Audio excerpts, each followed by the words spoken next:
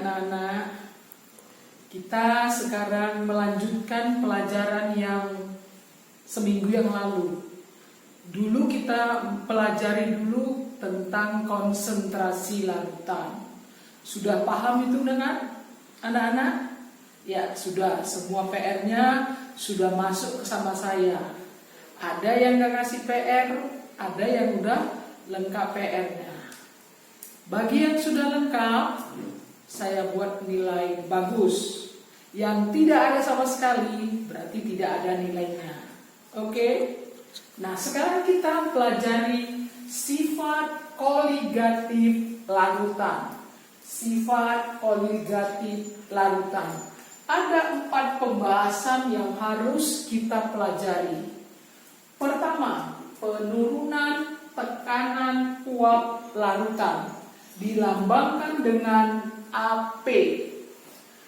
Kedua, kenaikan titik didih dilambangkan dengan delta TB.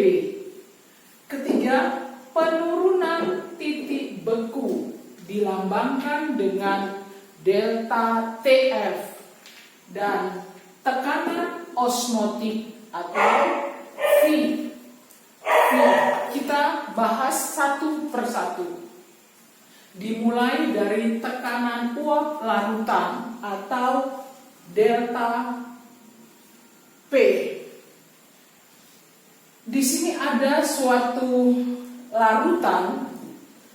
Kita masuki dulu ini zat A, zat B. Zat A dan zat B berisi suatu larutan partikel pelarut atau satu jenis pelarut. Kemudian di B, bagian B, ini adalah larutan. Kita tahu larutan itu terdiri atas partikel terlarut dan partikel pelarut. Keduanya kita masukkan kalor. Ini ya, kalor. Di kelompok A, kalor dimasukkan ke sini, bahwa campuran ini adalah campuran yang homogen. Misalnya kita masak teh ya, masak air. Nah, di situ ada ada tekanan uap yang menghasilkan titik-titik air. Tutupnya itu kan turun naik ya kan, turun naik dia waktu mendidih akibat dari kalor tersebut. Sehingga tekanan uapnya tidak bisa keluar atau tekanan uapnya mengendap. Kemudian yang kolom B atau tabung B dimasukkan kalor, ya, dimasukkan kalor, misalnya larutan glukosa dengan air. Nah, ini tekanan uapnya sulit menguap karena apa? Karena di sini ada partikel terlarut dan ada partikel pelarut. Misalnya pelarutnya glukosa, partikel pelarutnya air dan partikel terlarutnya adalah glukosa. Contohnya glukosa dan air. Atau contoh yang lain apa? Garam dengan air. Atau gula dengan air. Nah, ketika kalor masuk ke larutan B ini sulit menguap. Karena apa? Karena dihalangi oleh partikel terlarut dan partikel pelarut. Oleh karena itu tekanan turun dalam larutan. Tekanan uap pelarut murni dilambangkan derajat atau P0 atau P aja, P derajat ya. Kemudian tekanan uap larutan. Kita bandingkan, apakah tekanan pelarut murni lebih besar atau tekanan uap larutan? Mana yang lebih besar dari kedua itu? Maka yang jadi yang lebih besar adalah tekanan uap larutan. Tekanan uap larutan yang ini, tekanan uap larutan. Kalau lebih besar tekanan uap pelarut murni, maka delta P sama dengan P0 kurang P. P0 kurang P. Jadi menurut Rold, ya, seorang ahli kimia, P sama dengan P0 kali XP, atau P sama dengan P0 kali XT. Dan P itu tadi apa? P tekanan uap larutan. Ini taruh ya. P tekanan uap larutan, P0 atau P derajat tekanan pelarut murni. XP, apa itu XP? Fraksi mol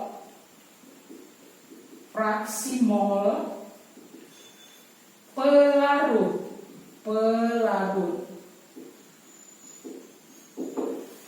Ini tekanan uap larutan ya, tekanan uap larutan P0 sama tekanan pelarut murni XT.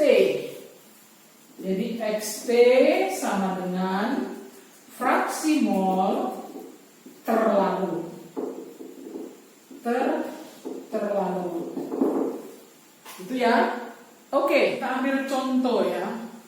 Kita ambil contoh sebanyak 648 gram sukrosa, yaitu C12, H22O11 dilarutkan dalam 500 gram air dengan catatan ARC sama dengan 12, ARO sama dengan 16, ARH sama dengan 1. Hitunglah tekanan uap larutan atau P bila tekanan uap air murni adalah 31,82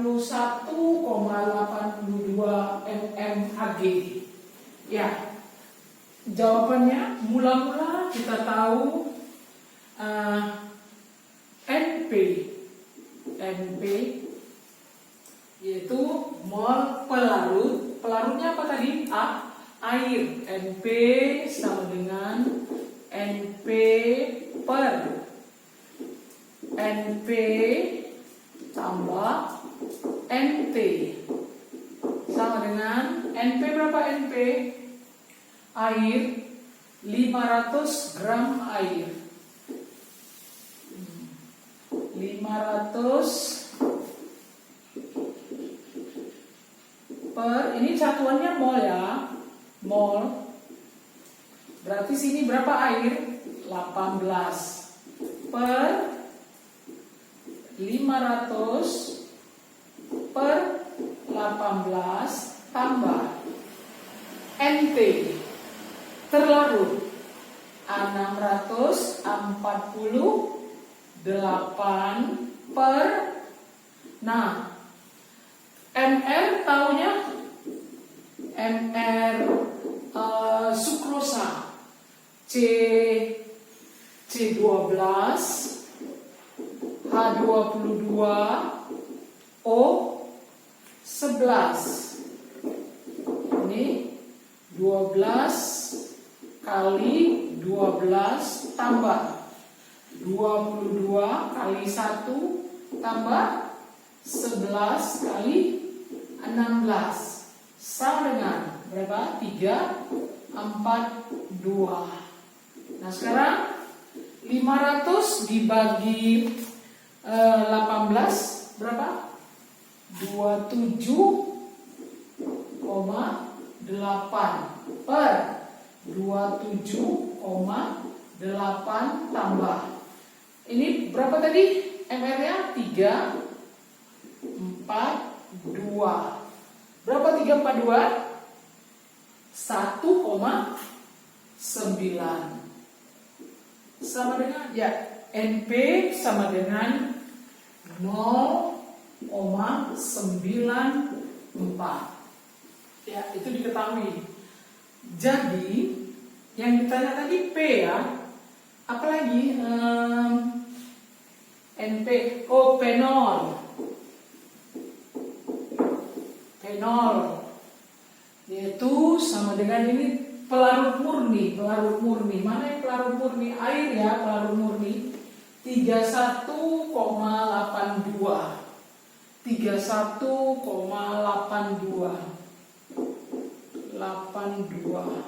mm Hg. Ditanya, ini diketahui tadi ya. Ditanya P ya, ditanya P berarti P sini aja ya. P sama dengan P0 kali X. P sama dengan 31,82 kali XP. XP-nya tadi berapa? Ini dia 0,94. Jadi jawabannya 29,9 mm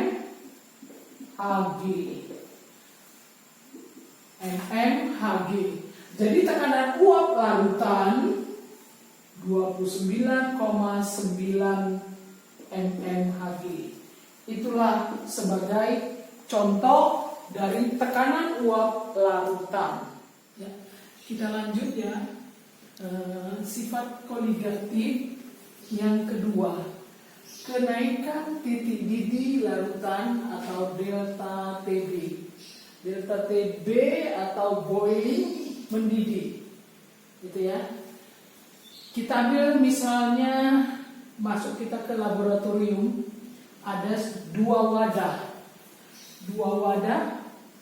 Yang pertama berisi air, dimasukkan ke dalam wadah itu sebanyak 1 kg air. Kemudian wadah kedua berisi 1 kg air ditambah 1 mol glukosa. Dari kedua contoh di atas, mana yang lebih dahulu mendidih? Jadi masukkan apa? Kalor. Mana yang lebih dulu mendidih? Apakah wadah pertama air dan wadah kedua air tambah glukosa? Tentu air yang lebih dulu mendidih, baru wadah kedua yaitu glukosa dan air. Sehingga karena yang isinya yang pertama air, maka itu yang lebih dahulu mendidih. Misalnya wadah pertama itu mendidih 100 derajat Celcius. Ini airnya 100 derajat Celcius. Yang kedua tentu paling besar, kira-kira 100,5. Dari kedua itu terjadi peningkatan antara air dengan glukosa tambah air. Nah, peningkatan itulah yang disebut kenaikan titik didih. Nah, kalau ini semakin besar glukosa, semakin besar glukosa, maka semakin tinggi titik didihnya. Semakin tinggi titik didihnya. Kita mulai dengan delta TB sama dengan TB kurang TB0, atau delta TB sama dengan MKB. Kita urutkan dulu. Delta TB apa itu? Kenaikan titik didih larutan. Satuannya derajat Celcius. Kemudian M, jumlah molalitas. Ini M kecil ya. Kemudian KB, yaitu konstanta pelarut. Jadi derajat Celcius per molar. TB titik didih larutan. TB0 titik didih pelarut murni. Kita tahu TB air berapa? 100 derajat Celcius. 100 derajat Celcius. Oke, kita ambil contoh. Contohnya, sebanyak 9 gram glukosa dilarutkan dalam air 100 gram air. Hitunglah titik didih larutan jika MR glukosa 180 dan tetapkanlah kenaikan titik didih dan tetapkan titik didih air 0,52. Nah, jadi N-nya diketahui dulu ya, diketahui bukan N ya, M sama dengan nih molar ya, molar. M sama dengan glukosa. Glukosa berapa tadi? 9 gram. 9 gram per ini MR glukosa berapa? 100 gram per molar. Jadi matilah. Berapa jadi? 0,05 mol. Oke, diketahui. Kemudian KB apa ini KBA? Air tetapan 0,52 derajat Celcius per molar. Kemudian apa lagi? P air ya, P sama dengan 100 gram. Kemudian rumusnya ya tadi delta TB sama dengan KB kali M sama dengan KB kali ini molar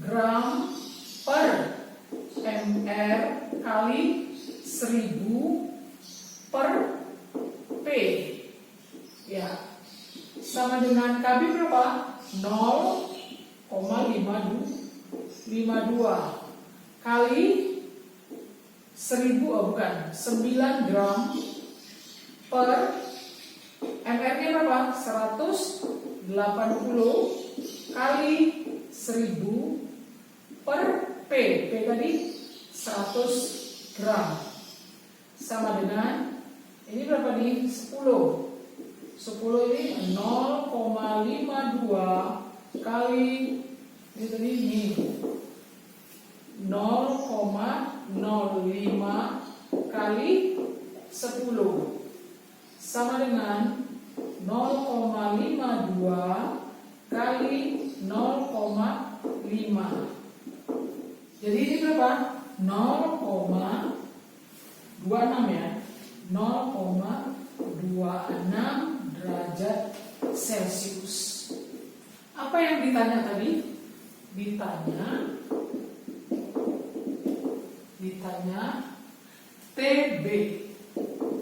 TB. Ya, TB. Kita jawab TB sama dengan TB0 tambah delta TB. Delta TB. Oke? Titik didih larutan yang ditanya. Jadi titik didih larutan murni, air murni berapa? 100 derajat Celcius ditambah 0,26 derajat Celcius. 0,26 derajat Celcius. Maka TB sama dengan 100,26 derajat Celcius. Nah, sebanyak 9 gram glukosa dilarutkan dalam 100 gram air. Hitunglah titik didih larutan. Jadi titik didih larutan adalah 100,26 derajat Celcius. Oke? Yang ketiga, kita masuki nanti